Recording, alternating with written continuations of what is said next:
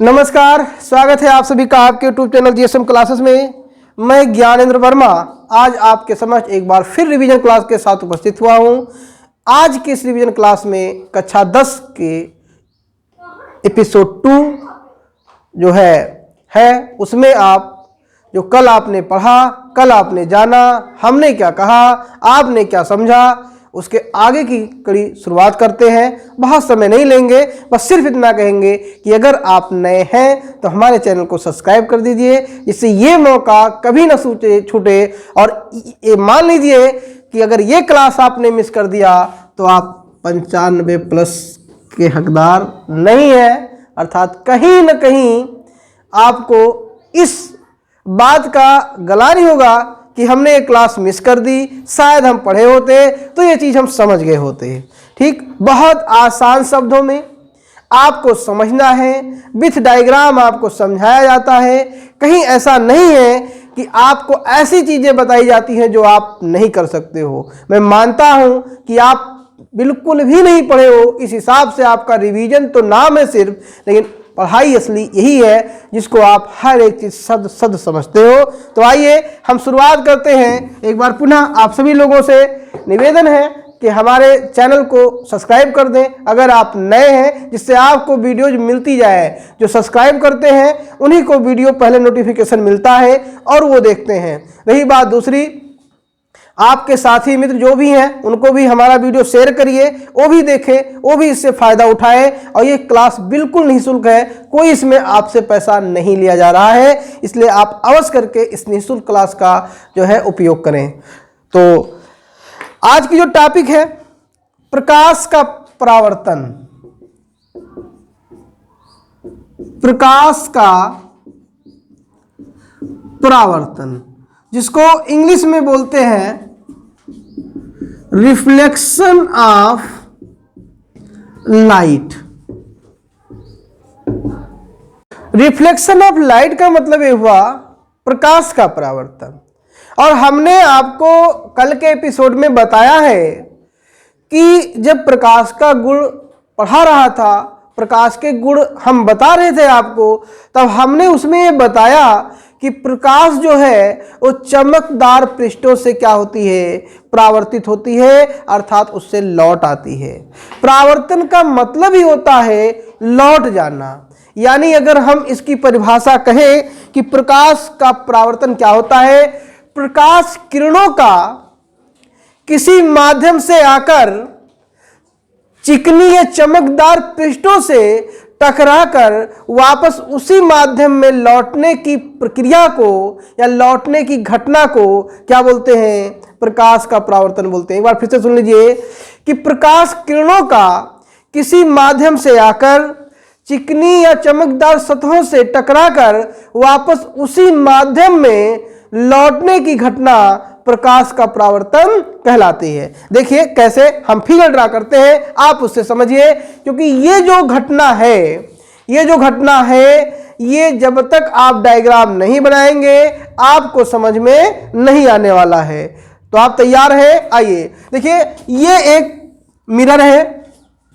आप जानते हैं कि मिरर जो होता है वो बहुत चिकना होता है और उसके एक सतह को हम क्या कर देते हैं, पॉलिश कर देते हैं, जिससे दूसरा सतह कैसा हो जाता है, रिफ्लेक्टेड हो जाता है। और ये मिरर को हमने नाम दे दिया क्या, यम और एम डैश नाम दे दिया। क्या दे दिया, यम और एम डैश नाम दे दिया।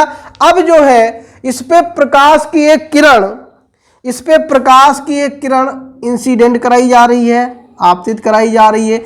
ये मान लें कि यहाँ सूर्य है और ये सूर्य से प्रकाश की किरण जो है इस पे गिर रही है, किस पे, इस मिरर पे गिर रही है जो चिकना है। और जब ये इस पर इंसिडेंट होती है, गिरती है, और तो पुनः ये इसी माध्यम में रिफ्लेक्ट हो जाती है, वापस लौट जाती है। ठीक, तो अब जो किरण आ रही होती है उसे हम कहते हैं आपतित किरण। क्या कहते हैं, आपतित किरण। और इंग्लिश में कहते हैं इंसिडेंट रे। क्या बोलते हैं, इंसिडेंट रे। और मैं आपको बता दूं कि 60 में इसको बोलते हैं आई रे। आप ही जानिए आई रे मतलब आने वाली रे, तो हिंदी में बात कर ले, परंतु आई रे बड़ा और बड़ी मिलाकर आई, तो आई रे मतलब जो आ रही होती है, और रे मतलब वो प्रकाश किरण। भाई हमने आपको प्रकाश किरण बताया क्या कि प्रकाश जब किसी पारदर्शी माध्यम में एक सरल रेखा में गति करता है तो प्रकाश के पथ को क्या बोलते, प्रकाश किरण बोलते। ठीक, आप लोग जो मैं पढ़ा देता हूं उसको रिवाइज करके ही बैठिए, जिससे पुरानी भी चीजें जब वो यूज होती हैं तो वो आपका दिमाग वहां तुरंत चला जाए कि हम इसको पढ़ चुके हैं। क्लियर है ना, किसी को कोई दिक्कत नहीं? चलिए ठीक, तो ये हो गया। अब क्या है, इस पर हमने एक जो है काल्पनिक एक लंब डाल दिया इस पर, और जब हमने लंब डाला तो इसको हम बोलते हैं क्या, नॉर्मल बोलते हैं। नॉर्मल को क्या कहते हैं, अभिलंब कहते हैं। ये नॉर्मल इंग्लिश में आप कह सकते हैं, और हिंदी में क्या बोलते, अभिलंब बोलते इसको। ठीक, ये बोलते इसको। और जो किरण वापस लौट रही है उसी को हम क्या बोलते, परावर्तित किरण। और परावर्तित किरण की अगर हिंदी इंग्लिश कहें तो क्या होगा, रिफ्लेक्टेड रेज होगा। क्या होगा, रिफ्लेक्टेड रेज होगा, यानी रिफ्लेक्टेड रे। और 60 में इसको क्या बोलते, आर रे। मतलब आर रे मतलब जा रे, आर रे का मतलब क्या हुआ, जा रे। यानी इतनी ही चीजें होती हैं आपके क्या, प्रकाश के परावर्तन की बात जब भी आएगी आप सिर्फ यही कहेंगे कि प्रकाश किरणों का, देखिए बहुत कॉम्प्लेक्स डेफिनेशन है, बाकी आप अपने मर्जी से भी दे सकते हैं कि प्रकाश किरणों का किसी माध्यम से चलकर किसी चिकनी या पॉलिशदार सतह से टकराकर वापस उसी माध्यम में लौटने की घटना क्या कहलाती है, प्रकाश का परावर्तन कहलाती है। ठीक, अब क्या हुआ, इसको हमने नाम दे दिया ये, इसको नाम दे दिया बी, और इसको नाम दे दिया सी। क्यों दे दिया, देखिए, और ये क्या है आपका, ये है आपका परावर्तक पृष्ठ है आपका। क्या है, परावर्तक पृष्ठ है आपका, अर्थात ऐसा पृष्ठ जहां से प्रकाश की किरणें जिस पर से परावर्तित हो जाती हैं क्या कहलाता है, परावर्तक पृष्ठ कहलाता है। ठीक, तो कभी कभी आपसे पूछा जा सकता है कि इंसिडेंट रे क्या होती है, तो वो प्रकाश किरण जो चिकनीदार सतह पर आकर टकराती है उसको हम क्या कहते हैं, इंसिडेंट रे कहते हैं। फिर आपसे पूछा था कि परावर्तित किरण कैसे कहते हैं, वह प्रकाश किरण जो टकराकर वापस लौट जाती है तो उसे क्या कहते हैं, परावर्तित किरण। तो यहां पर ए बी आपकी कौन सी किरण है, बोलिए, ये भी कौन सी किरण है, इंसिडेंट रे। क्या है, इंसिडेंट रे, यानी ये आपका क्या हुआ, आपतित किरण हुई। क्या हुई, आपतित किरण हुई। क्लियर है ना, बोलिए। और बीसी आपकी क्या है, बीसी है रिफ्लेक्टेड रे। क्या है, रिफ्लेक्टेड रे है, इसका मतलब ये हो गया कि ये आपकी परावर्तित किरण हो गई। क्या हो गई, परावर्तित किरण। यहीं पर आपसे अगर हम पूछ ले कि परावर्तक पृष्ठ, भाई एम डैश क्या है, एम डैश जो है मिरर ही तो है ना, तो इसका परावर्तक पृष्ठ हो कि नहीं, यही आपका परावर्तक पृष्ठ है, भाई यही तो है आपका। और फिर आपसे कहते हैं बताइए बी क्या है, तो बी आपका अभिलंब नहीं होता है, बी आपका आपतन बिंदु होता है, मतलब पॉइंट ऑफ इंसिडेंस, या हम कहते हैं पॉइंट्स ऑफ रिफ्लेक्शन। कारण यह है कि यहीं से प्रकाश यहीं पर आपतित होती है और यहीं से क्या होती है, रिफ्लेक्ट होती है। तो commonly point of incidence and points of reflection, ये वो कौन है, बी है। देखिए अब यहां पर एक चीज एनबी क्या है आपका, नॉर्मल है। क्या है आपका, नॉर्मल है, जिसको हम क्या बोलते हैं, अभिलंब बोलते हैं। क्या है, अभिलंब है, जो परावर्तक पृष्ठ को दो भागों में बांटती है, यहां में कहें जो परावर्तक पृष्ठ पर 90 अंश का कोण बनाती है, अभिलंबवत गिरती है, यही तो ना। तो ये आपका हो गया। यहां से जो ये इतनी केवल इसको जानने की बात है। अब मैं आपको बताता हूं, दो चीजें यहां पर बहुत पूछी जाती हैं। एक है आपका आपतन कोण और दूसरा है आपका परावर्तन कोण। आपतन कोण और परावर्तन कोण। देखिए आपतन कोण क्या है, आपतित किरण, हम आपतन कोण की बात कर रहे हैं, ध्यान से सुनिएगा। आपतन कोण किसे कहते हैं, ठीक, आपतन कोण वो कोण होता है जो आपतित किरण और अभिलंब के बीच बना होता है, अर्थात, और इसे हम लिखते हैं एंगल आई, मतलब इंसिडेंस एंगल या एंगल ऑफ इंसिडेंस, कुछ भी कह सकते हो आप, दोनों चीज कह सकते हो। तो आपतित किरण और अभिलंब के बीच बने कोण को हम क्या कहते हैं? आपतन कोण। समझ गए ना? बोलिए। अगर दूसरे कोण की बात करें, परावर्तन कोण की, तो परावर्तन कोण किसे कहते हैं? परावर्तित किरण और अभिलंब के बीच बने कोण को क्या बोलते हैं? परावर्तन कोण बोलते हैं। और इसको हम लिखते हैं किससे? एंगल आर से, अर्थात रिफ्लेक्टेड एंगल या एंगल ऑफ रिफ्लेक्शन।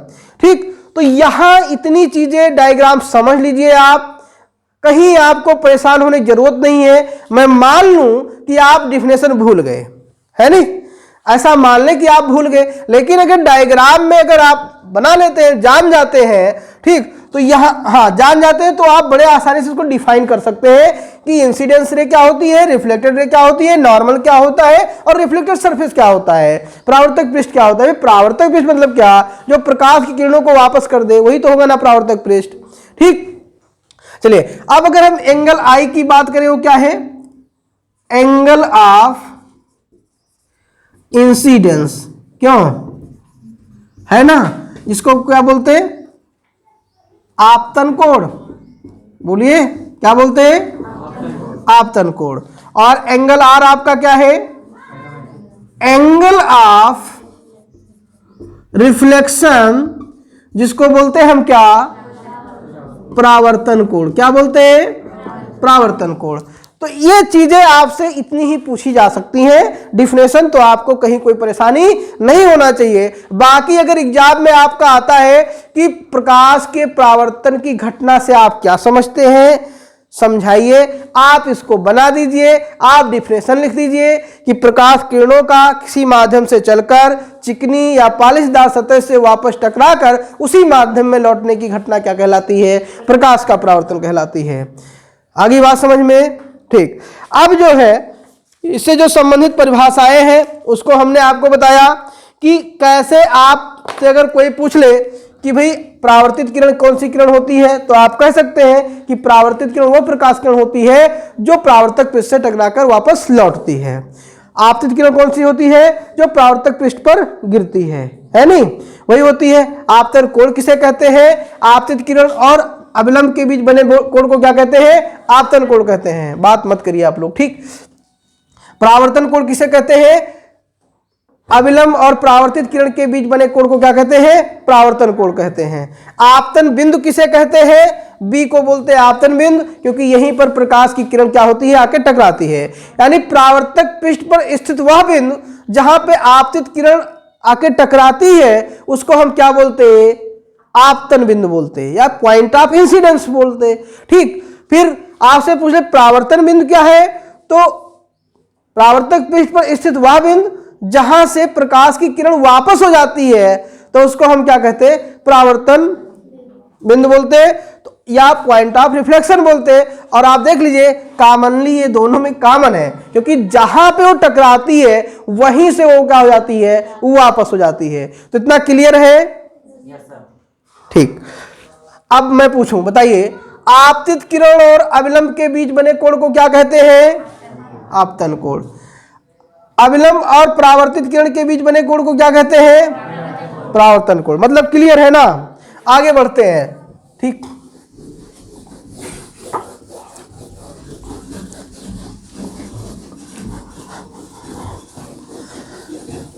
देखिए ध्यान से,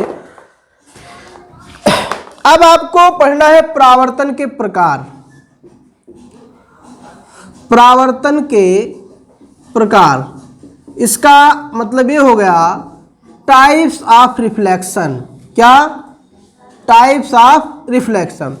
परावर्तन के प्रकार की जब हम बात करते हैं कि परावर्तन कितने प्रकार का होता है, तो परावर्तन के प्रकार को जो समझाया जाता है वो परावर्तक पृष्ठ के प्रकृति के आधार पर समझा जाता है कि परावर्तक पृष्ठ कैसा है।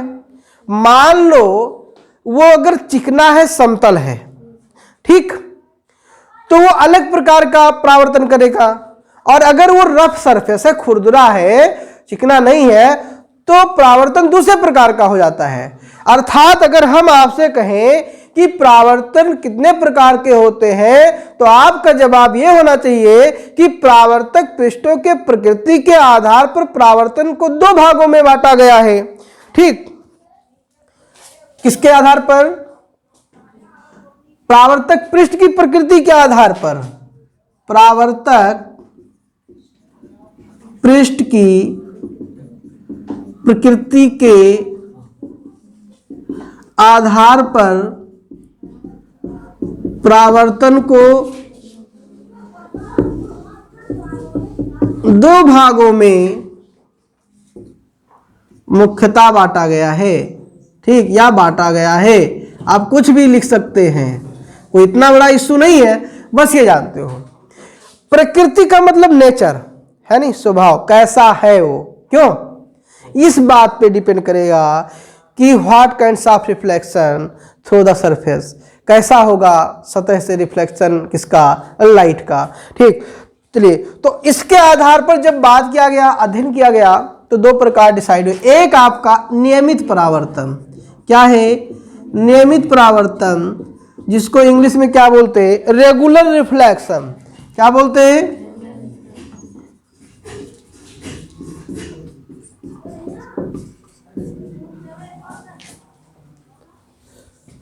और दूसरा आपका है अनियमित परावर्तन। क्या है? अनियमित परावर्तन मतलब इररेगुलर रिफ्लेक्शन।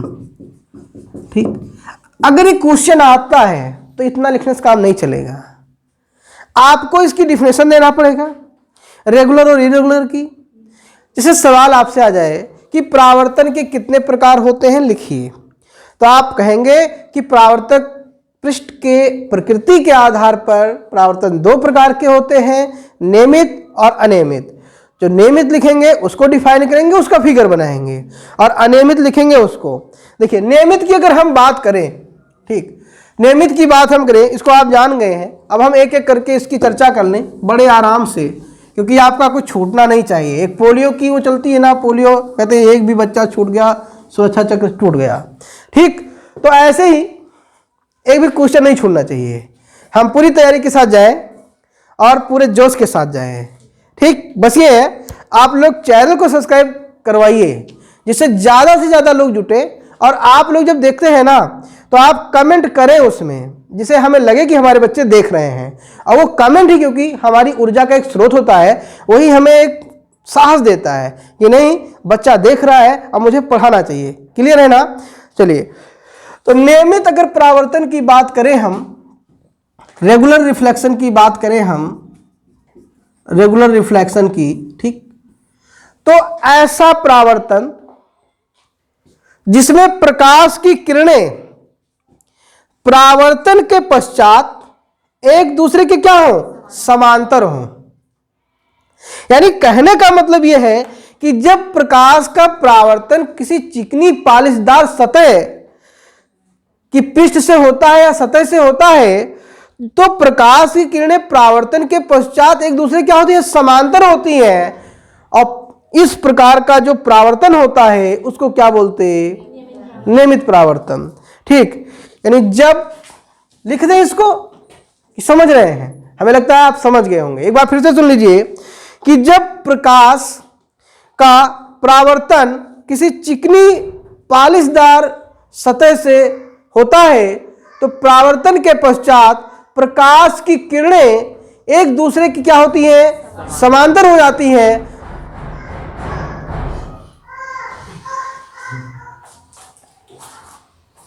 तो इस प्रकार के परावर्तन को क्या बोलते हैं? नियमित परावर्तन बोलते हैं।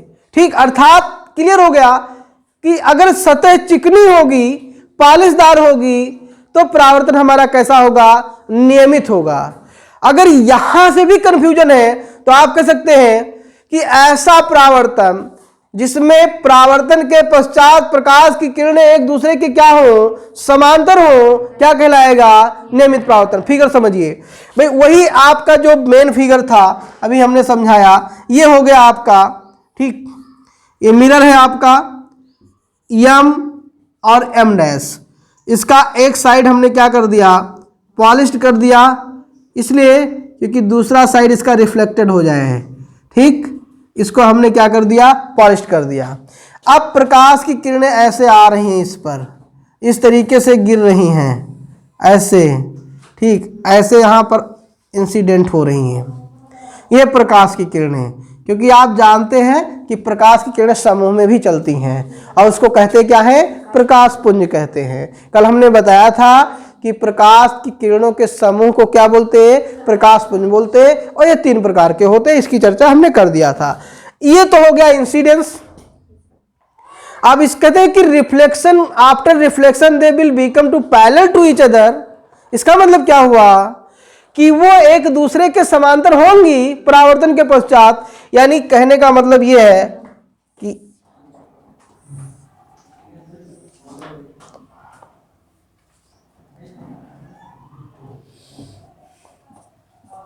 ऐसे, this type of reflection is called regular reflection.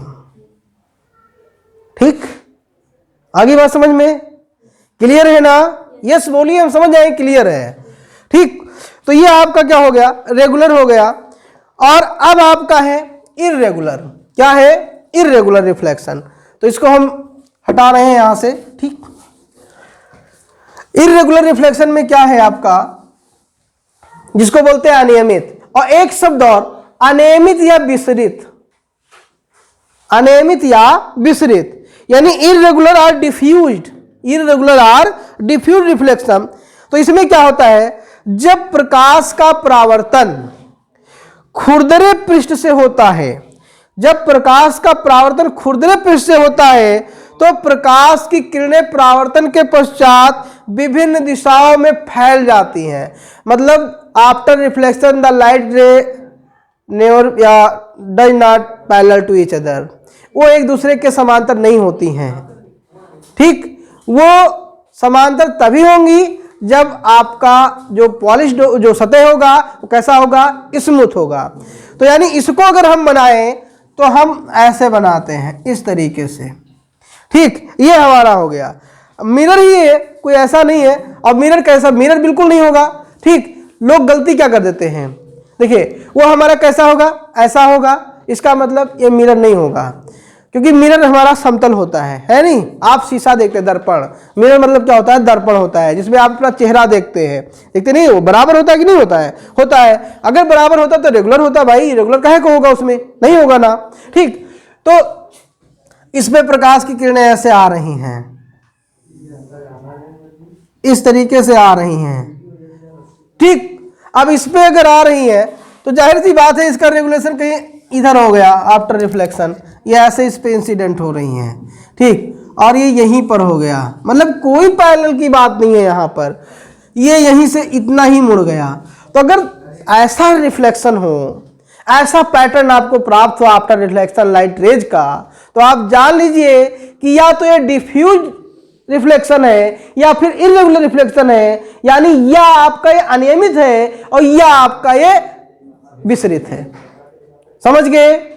कक्षा 10 के लिए बड़ा इंपॉर्टेंट है, क्योंकि यही आगे चलकर कक्षा 12 के बेस समझ लो, आपका बेसिक है, इसलिए कुछ छूटता नहीं है। आप एक एक चीज उठाइए, इतना सिलेबस ही नहीं कि उसको ना खत्म किया जा सके। मैं तो चाहता हूं अगर आप लोग चाहेंगे तो मई तक 2 बार पढ़ लेंगे और। ठीक, तो ये आपका हो गया। अब अगर हम बात करें कि परावर्तन के उपयोग क्या होते हैं, परावर्तन के उपयोग देखिए, कमरे की खिड़की जो होती है ना, इर्रेगुलर जो रिफ्लेक्शन होता है उसका उपयोग कैसे होता है। कमरे की खिड़की जो है उसमें जो लगा कांच खुरदरा होता है। क्यों? क्योंकि उससे सूर्य के प्रकाश की किरणें जो होती है ना, या सूर्य का प्रकाश में विसरित परावर्तन होता है। आप कैसे जानेंगे, एग्जाम्पल कैसे जानेंगे कि कहाँ होता है? देखिए आप खिड़की देख लीजिए कमरों की, तो खुरदरी ही होती है, बहुत चिकनी नहीं होती है। क्यों? उससे प्रकाश जो होता है परावर्तन क्या होता है, विस्तृत हो जाता है, जिसमें हमें ज्यादा चकाचौंध को बचाता है, ज्यादा चकाचौंध नहीं लगती है, नहीं तो डायरेक्ट आती और डायरेक्ट रिफ्लेक्ट अगर हमारी आंखों पर आती तो जब ज्यादा हो जाता है इंटेंसिटी ऑफ लाइट तो जाहिर सी बात है हमारी आंखें क्या होती हैं, चकाचौंध हो जाती हैं, जिससे हमें कुछ देर तक एट दैट टाइम आंखें बंद भी हो जाती, दिखाई भी नहीं पड़ता। ठीक। दूसरा, अखबार खुरदरे व सस्ते कागज पर छापे जाते हैं। क्यों? जिससे उस पर पड़ने वाले प्रकाश का विस्तृत परावर्तन हो सके तथा उसके छोटे छोटे अक्षरों को सुगमता पूर्वक पढ़ा जा सके।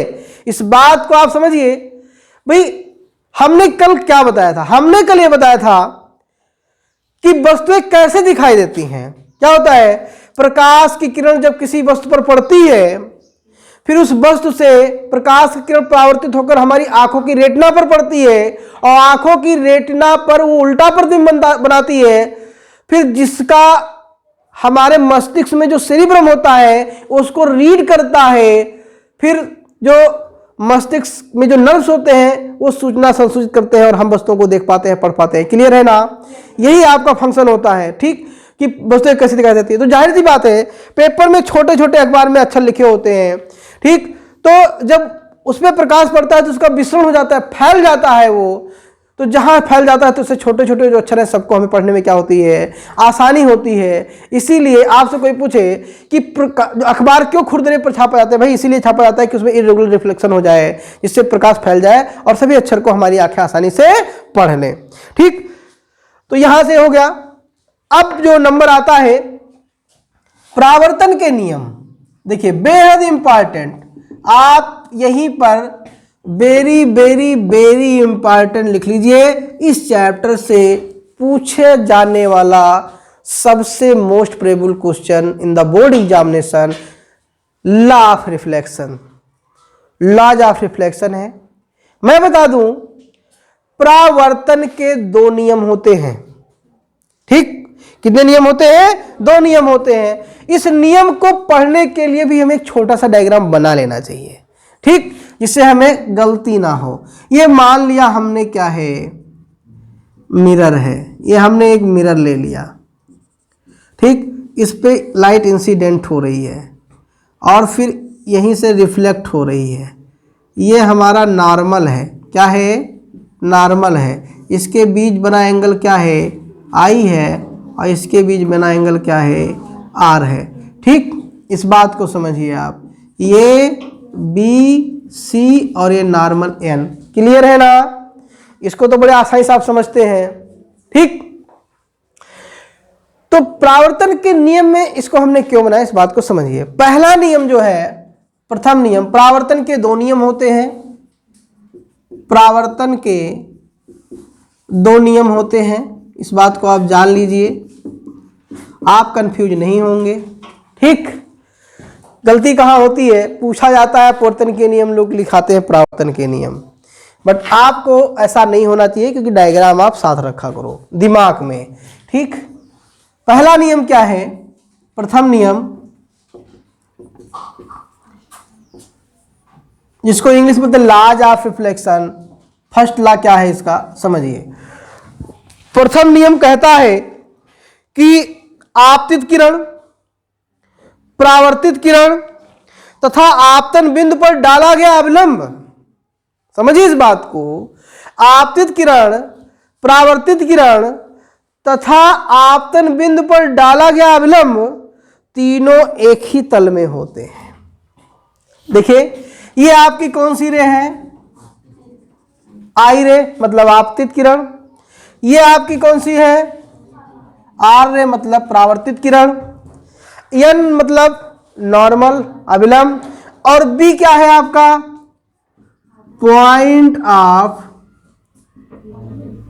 इंसिडेंस। क्या है? पॉइंट ऑफ इंसिडेंस है। ठीक,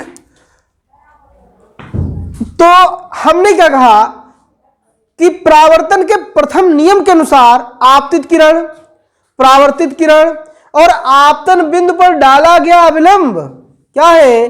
तीनों एक ही तल में होते हैं। वेरी इंपॉर्टेंट है, आप लिख भी सकते हैं, मैं लिखवा दे रहा हूं। इस नियम के अनुसार इस नियम के अनुसार आपतित किरण कामा परावर्तित किरण तथा आपतन बिंदु पर, आपतन बिंदु कौन सा है आपका? बी है। आपतन बिंदु पर डाला गया अभिलंब तीनों एक ही तल में होते हैं, तीनों एक ही तल में होते हैं। आप देख सकते हैं यह आपकी परावर्तित किरण कौन है? A B, oh sorry B C परावर्तित किरण है। आपतित कौन सी है? ए बी है आपतित किरण, ठीक। और एन बी आपका नॉर्मल है, बी आपका पॉइंट ऑफ इंसिडेंस है, आपतन बिंदु है। तीनों एक ही तरफ है कि नहीं है? है ना? ये बात प्रथम नियम कहता है। दूसरा नियम जो है द्वितीय नियम। द्वितीय नियम बड़ा इंपॉर्टेंट है, न्यूमेरिकल में बड़ी इसकी उपयोगिता है। जब आप न्यूमेरिकल लगाते हैं ना, इसी का बड़ा ज्यादा उपयोग है, ठीक। द्वितीय नियम क्या होता है? द्वितीय नियम कहते हैं कि आपतन कोण आई, कौन है भाई? आई। आपतन कोण किसे कहते हैं? अभिलंब और आपतित किरण के बीच बने कोण को क्या कहते हैं? आपतन कोण कहते हैं। तो आपतन कोण आई, ठीक, सदैव परावर्तन कोण आर के बराबर होता है। यानी इस नियम के अनुसार, इस नियम के अनुसार आपतन कोण आई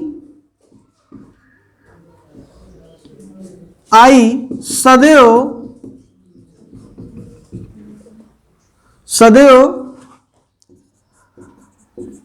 परावर्तन कोण आर के बराबर होता है। बराबर मतलब ये दोनों आपस में क्या होते हैं? बराबर होते हैं, ठीक, बराबर होता है।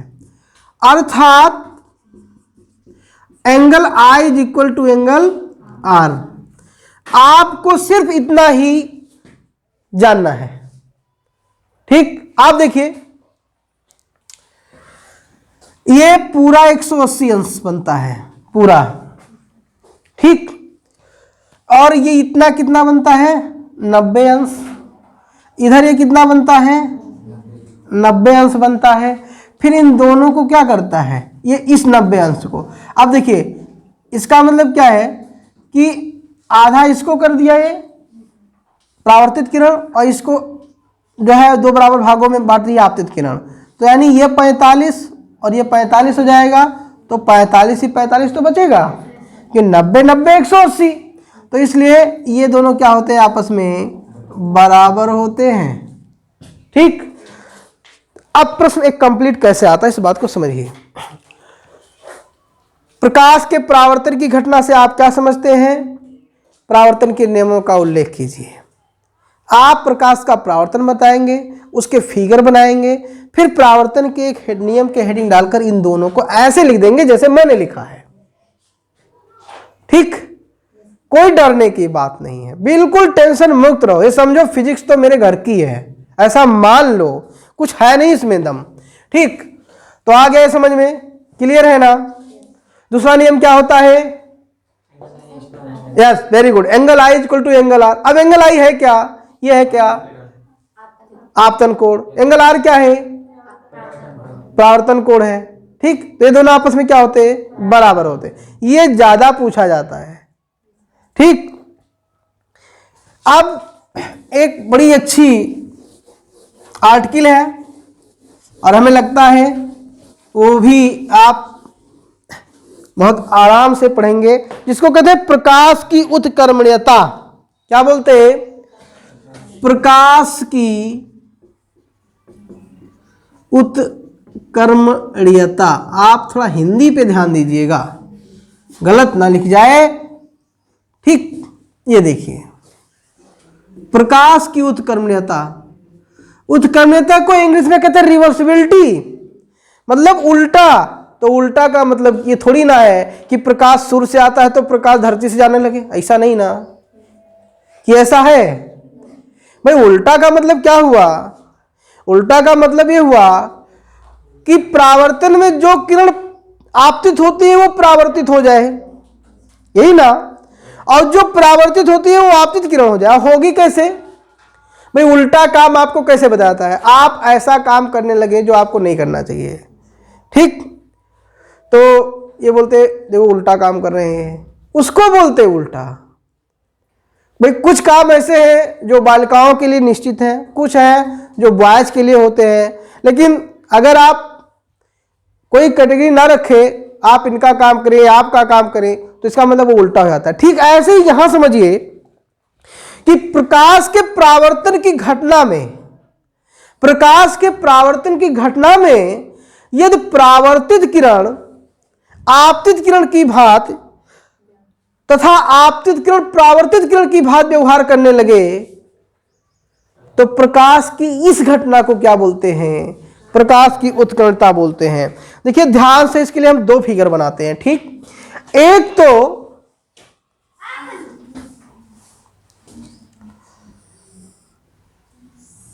ये हो गया आई और ये हो गया आर रे, ठीक, और ये क्या हो गया? आई रे। ये हो गया एम और ये हो गया एम डैश, ठीक। और यहां पर हमने क्या डाल दिया?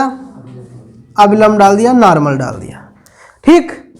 इसमें आप ध्यान से देखेंगे, इसमें आप ध्यान से देखेंगे तो ये आपतित किरण है और ये परावर्तित किरण है नहीं? हमने क्या कहा? और ये घटना कौन सी है? प्रकाश के परावर्तन की। हमने क्या कहा कि प्रकाश के परावर्तन की घटना में यदि परावर्तित किरण किसकी भांति व्यवहार करने लगे? आपतित किरण की भांति। किसकी भांति? आपतित किरण की भांति व्यवहार करने लगे, ठीक। यानी जो आपकी आपतित किरण है ना, वो परावर्तित किरण हो जाए, ठीक।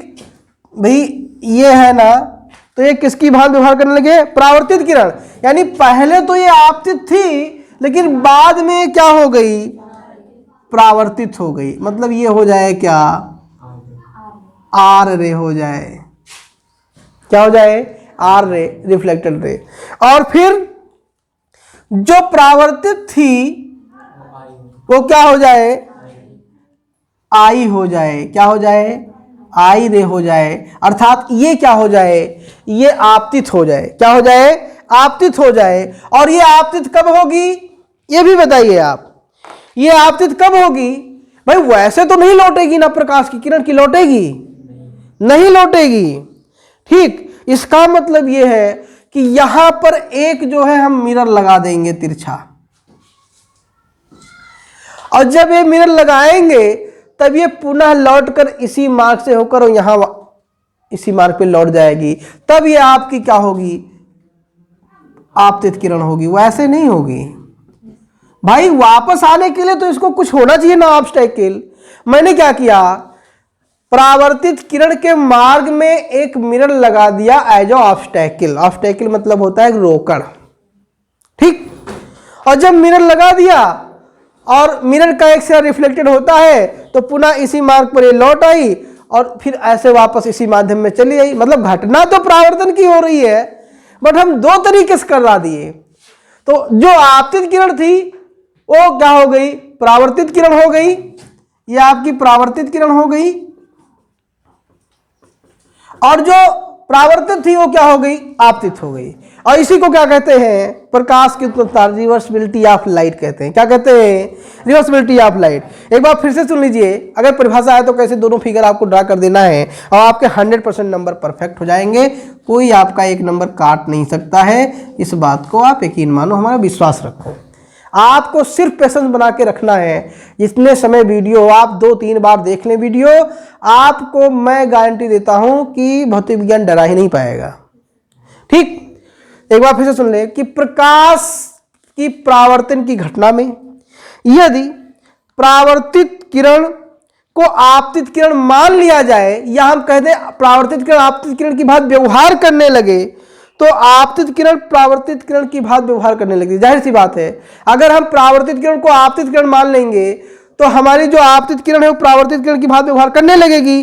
अतः इससे हम कह सकते हैं कि प्रकाश अपने गमन पथ को उत्क्रमित कर दे अर्थात उनका उल्टा कर दे या इसका करने का गुण निहित होता है, तो प्रकाश की इस घटना को क्या कहते हैं? प्रकाश की उत्क्रमता कहते हैं। आपको सिर्फ इतना ही लिखना है कि प्रकाश के परावर्तन की घटना में यदि परावर्तित किरण आपतित किरण की भांति व्यवहार करने लगे तथा आपतित किरण परावर्तित किरण की भांति व्यवहार करने लगे तो प्रकाश की इस घटना को क्या बोलते हैं? प्रकाश की उत्क्रमता बोलते हैं। क्लियर है? आगे बढ़े। चलिए, एक सवाल आता है और सब लोग जानते हैं कि प्रतिबिंब किसे कहते हैं? प्रतिबिंब, प्रतिबिंब को क्या बोलते हैं? इमेज बोलते हैं। भाई, बिंब का मतलब होता है वस्तु, प्रतिबिंब मतलब उसी का एक रूप। ठीक, मैं बताता हूं, प्रतिबिंब की बात अगर की जाएगी तो ज्यादा जो पूछा जाता है कि प्रतिबिंब कितने प्रकार के होते हैं, यह सवाल ज्यादा पूछा जाता है। प्रतिबिंब दो प्रकार के होते हैं, एक आपका वास्तविक प्रतिबिंब और दूसरा आपका आभासी प्रतिबिंब। आभासी प्रतिबिंब, ठीक। वास्तविक प्रतिबिंब वे प्रतिबिंब होते हैं जिनको पर्दे पर प्राप्त किया जा सकता है, वो वास्तविक प्रतिबिंब होते हैं। जैसे सिनेमा हॉल में जो पिक्चर चल रही है, वास्तविक प्रतिबिंब होते हैं। और वे प्रतिबिंब जिनको पर्दे पर प्राप्त नहीं किया जा सकता, वे आपके क्या होते हैं? आभासी प्रतिबिंब। अर्थात कैसे समझोगे कि यह आभासी है वास्तविक, इसको बड़े आराम से समझो। आप जब तक दर्पण के सामने रहेंगे तभी तक आपका प्रतिबिंब रहेगा, जैसे आप चले जाते हैं वहां नहीं रहता है, तो ऐसे प्रतिबिंब आभासी होते हैं।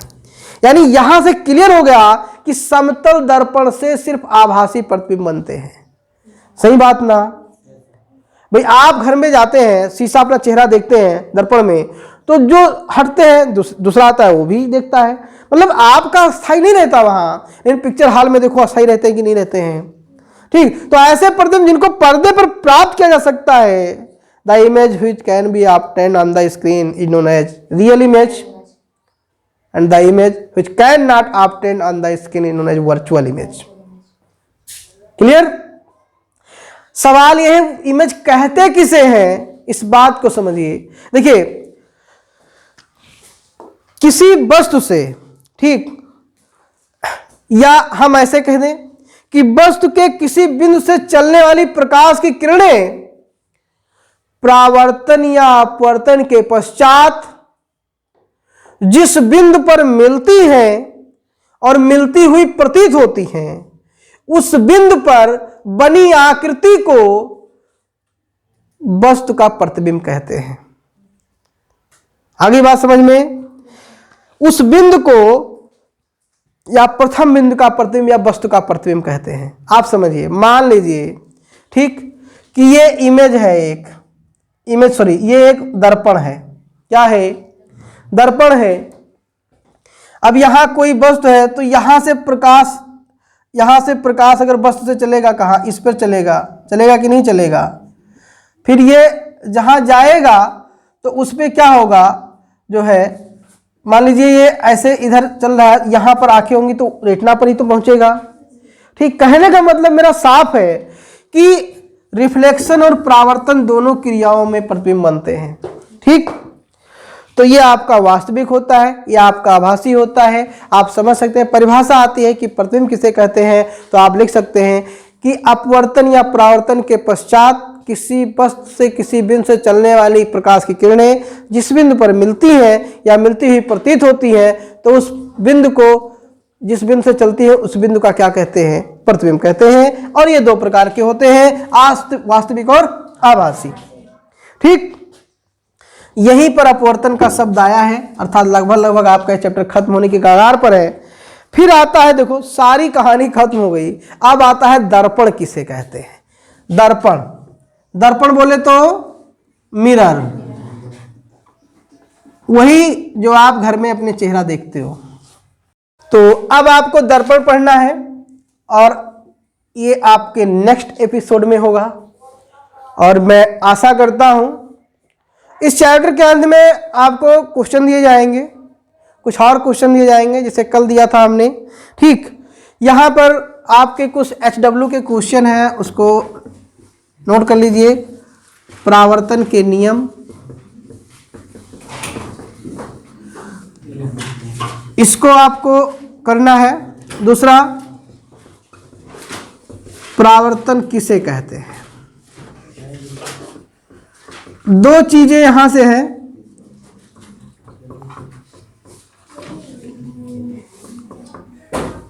ठीक, AHW आपका है। बाकी जो आगे की पढ़ाई होगी वो आपके नेक्स्ट एपिसोड में होगी। और आप बने रहिए, इतना ही रिक्वेस्ट है कि आप जब भी वीडियो को देखें, वीडियो को पढ़ें, तो आप उसको चैनल को आप शेयर कर दिया करें, जिससे दूसरे लोग भी उसका फ़ायदा उठा सकते हैं। और अब हम आपको मिलेंगे अगले एपिसोड में, तब तक के लिए जय हिंद।